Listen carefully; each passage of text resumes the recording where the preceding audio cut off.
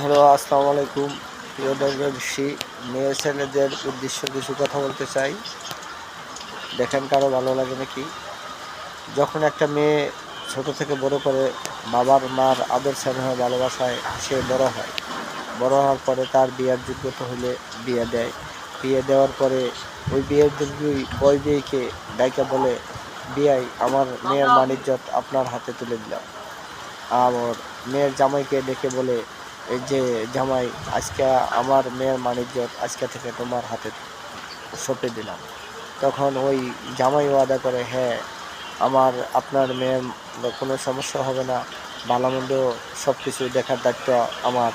সব কিছু করে এই জামাই কেঁদে ফেলে।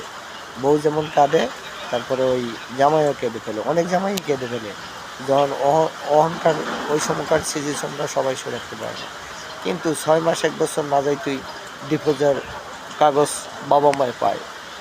আর মেয়ে তো এক সময় দেখা যাইতেছে একটা নির্ভর সময়ই পালন করে সবারই স্ত্রী। সবাই অনেক কষ্ট করে চেষ্টা করে সংসারটা ধরে রাখার জন্য। কিন্তু অনেক সময় ছেলেরাও খারাপ হয়ে যায়, অনেক সময় মেয়েরাও খারাপ হয়ে যায়। তো সর্বদিক দিয়ে এটাই বলতে চাই, মেয়েরা যদি একটু কঠোর হয়, আর ওই কঠোরের দায়িত্ব যদি তুমি বুঝায় না রাখতে পারো, তাহলে তুমি কেমন পুরুষ? তুমি যেমন পুরুষই হোক, তুমি ওই মেয়ের বুঝায় রাখো। এমন ছেলে আছে 10টা বিয়ে করলেও তার সংসারে একদিন ঝগড়া বাঁধবে না, এরকম অনেক ছেলে আছে।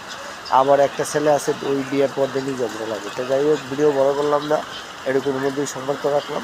সবাই যারা বিয়ে করেন তারা একটু ধৈর্য সহকারে থাকেন, যাতে সংসার না ভাঙে। আসসালামু আলাইকুম।